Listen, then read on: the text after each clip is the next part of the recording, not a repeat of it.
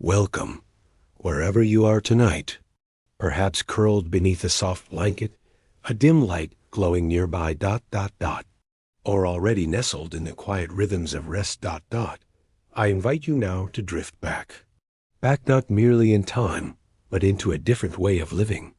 Tonight, we are going far north, to where the sea freezes at the edges, and the air bites gently at your skin. We are going to the fishing camps of the Norse ... to simple settlements cradled in the arms of cold fjords and gray, rolling tides.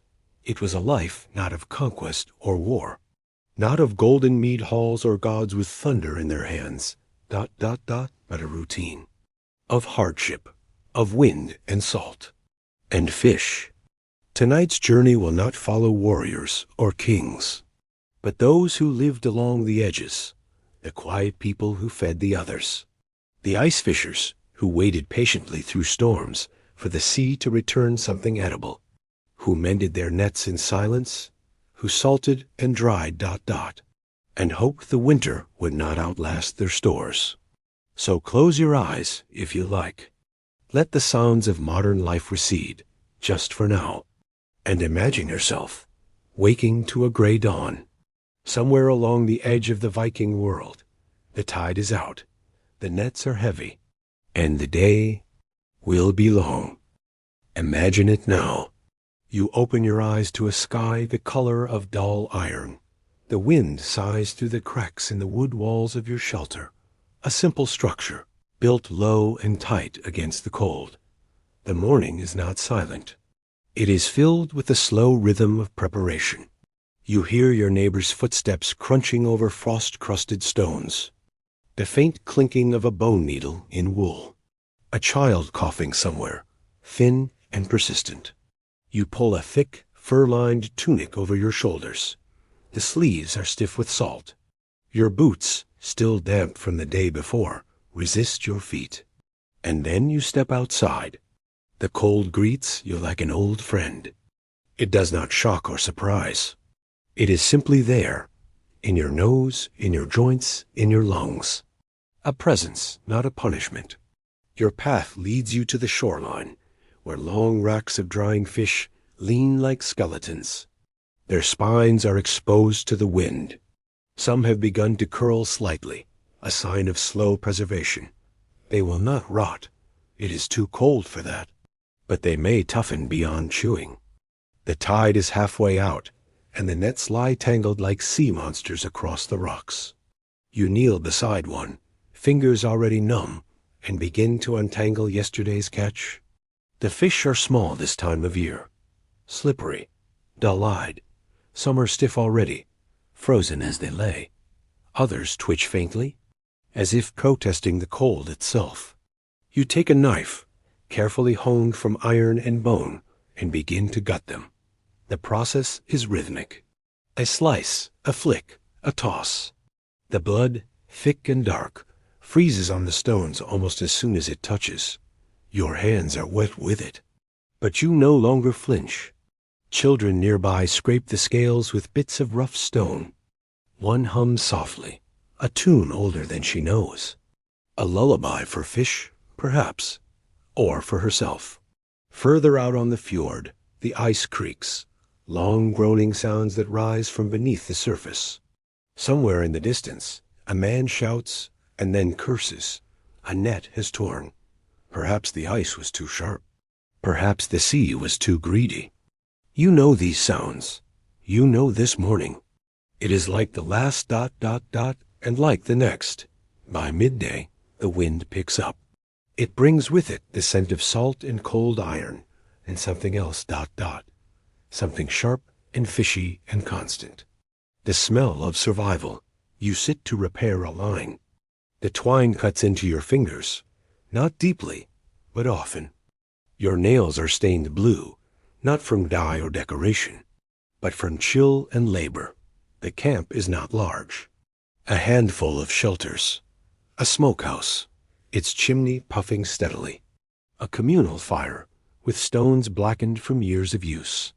Someone is boiling water over it now, stirring it with the end of a stick. Not soup, just water. hot water to warm hands. And yet, despite the hardship, it is not a place of despair. There is laughter, now and then. Someone tells a joke in a low voice, muffled by wool and fur. You smile, though you do not hear the words. The cadence is familiar. A jest about the gods, no doubt, how Thor would fare in the fish camp, or how Loki might steal the catch. The day passes in labor. By dusk, your back aches, your hands sting, but the racks are fuller than before. And the sea, though still cold and still vast, has given, not taken. That is enough. In the fading light, you walk slowly back to your shelter. The snow crunches beneath your feet. A raven circles above, black against the gray. Inside, the fire is small, but steady. You sit beside it, peel off your boots. Your toes are red and raw, but they are still there. Outside, the stars emerge, one by one, shyly. And the wind, that ever-present companion, hums against the walls. You sleep not in comfort, but in continuation, because tomorrow, the sea will call again, and you will answer. The sea is quieter now. Days have passed, or perhaps weeks. The rhythm of the camp has slowed, like the tide itself pulling gently away from the shore. Tonight, we turn our gaze to one man. His name was Egil, not a chieftain, not a skald or warrior, just Egil, a fisher like his father before him. His hands were calloused. His beard was thick and streaked with gray. He spoke little, but when he did, his words carried weight steady, like stones smoothed by river water. Egil lived on the outer edge of the fjord, in a narrow house with a slanted roof and a single square window. It looked out onto the ice. Every morning he would watch the wind skitter across the frozen bay before stepping out to mend his lines. But this winter was different. The sickness had come early. It began with a fever in one of the younger men, a cough that would not stop, and a pale hue to the lips. They buried him quietly in the frozen ground, piling stones to keep the earth from shifting. But within days, the same symptoms appeared in others. There were no physicians here, no temples with incense or prayers carved into walls, only herbs, warmed water, and a quiet resignation. Egil's wife Asa was next. She was strong, a builder of traps and keeper of stories. She would hum to the fish as she cleaned them, as if coaxing them into tenderness. He sat beside her in their house as her breath grew shallow. The fire crackled softly. Outside, a soft snow began to fall, blanketing the roofs and pathways in muffled silence. She reached for his hand, and then she let go. Egil did not speak for days. He continued his work. He salted fish. He mended nets. He cut wood with the same practiced movements.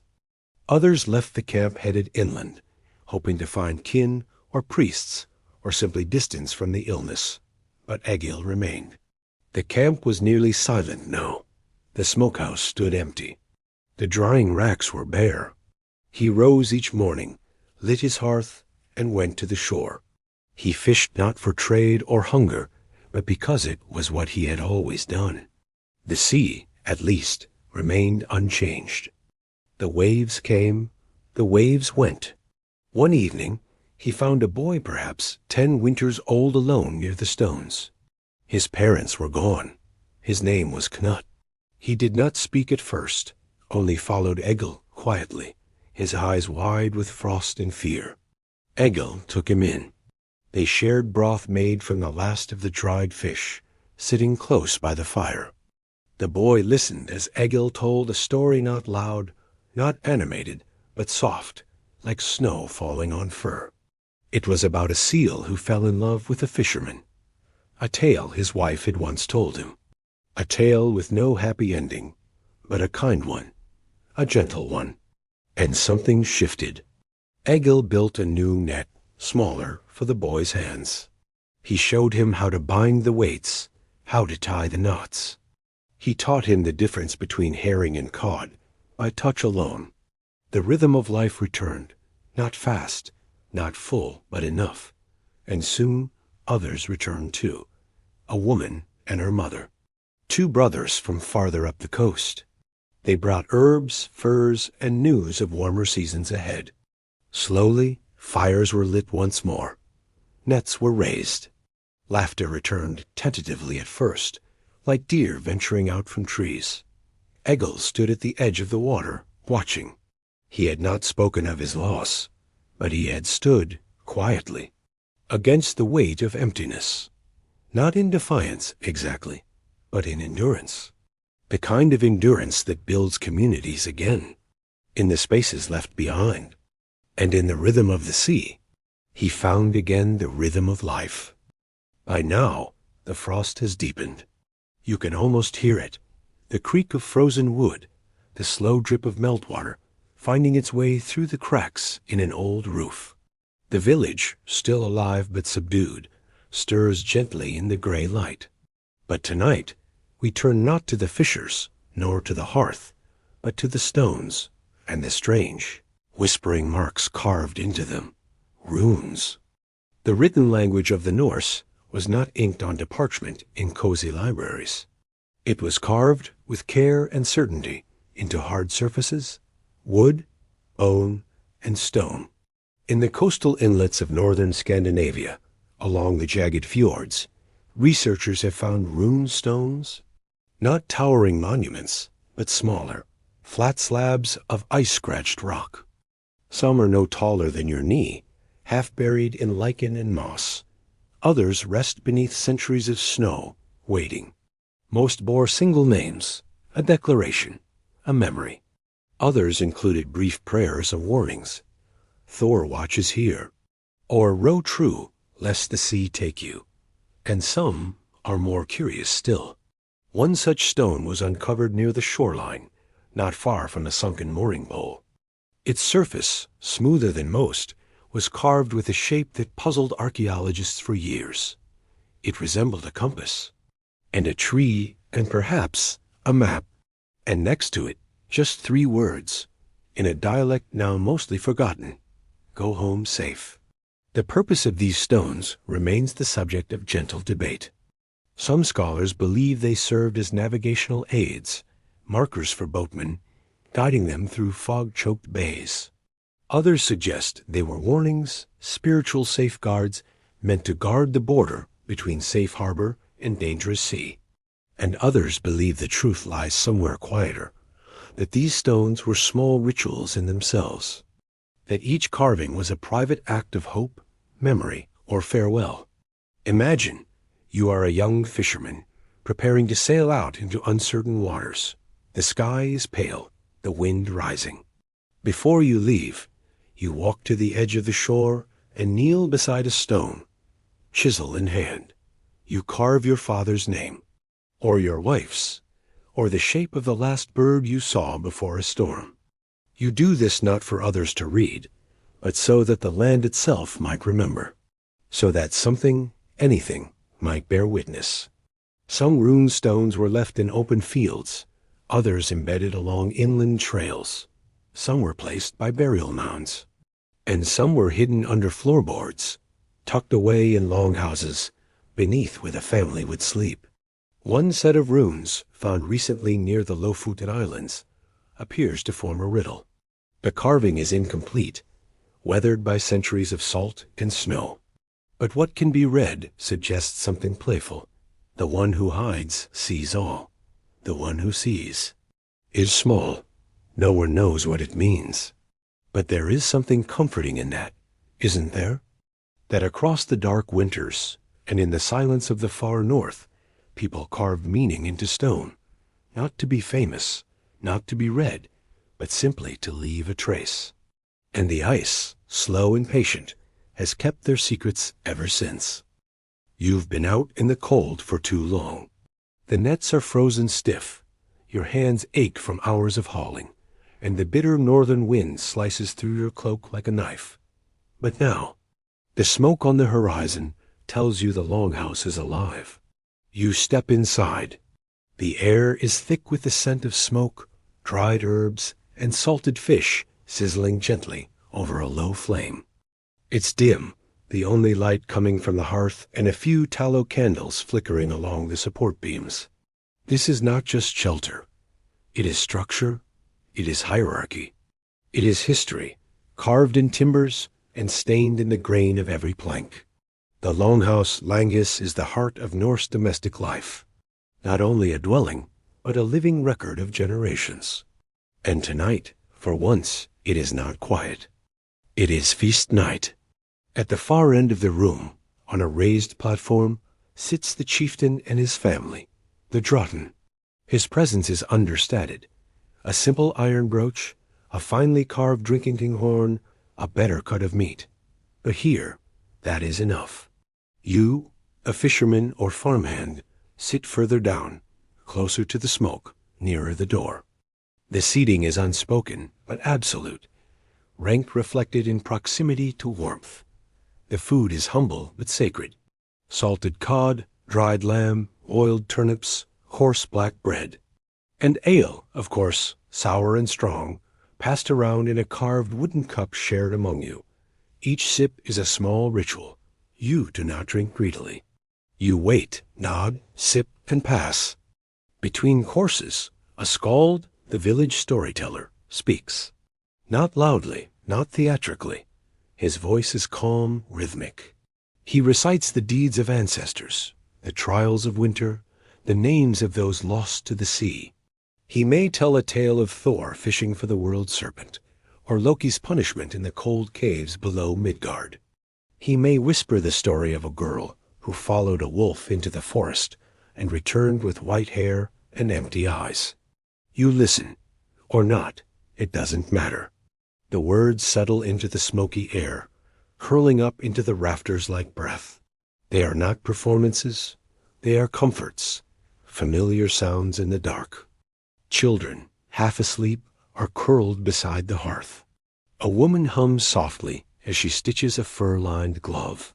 An old man leans against the beam, eyes closed, smiling faintly at a memory. The Longhouse isn't just a building. It is a world inside a world. Outside, the night is long, the cold relentless. But in here, there is order, warmth, and ritual. Even the animals are part of the rhythm. Chickens roost high in the eaves, and the occasional bleating of a goat reminds you that this home is shared, layered, alive. As the fire dies down and the last of the bread is passed around, the chatter fades into quiet murmurs. Some lay down on straw mats. Others remain seated, lost in thought. Tomorrow, the cold will return. The nets will be heavy. The fish, perhaps, scarce. But tonight, in the glow of the Longhouse, you are not alone. You are part of something, a cycle, a tradition, a history that stretches back through frozen years. And in that quiet, flickering space, there is rest. Let us now return from the land of snow and salt. You've walked the frozen shores, mended nets with cold hands, and watched the horizon with quiet hope. You've listened to the story of Egil, mourned with him, and shared his stubbornness.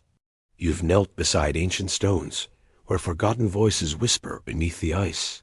And you've found comfort beneath the timber-bird roof of the Longhouse, among stories, smoke, and warmth. In the great tide of history, these moments are small, easily overlooked. But for those who lived them, they were everything. And now, in the stillness of night, you carry them with you. Not as burdens, but as quiet echoes, soft reminders of lives once lived, winds once howling, and fires once kindled against the cold. May their memory keep you warm. As sleep gently takes you,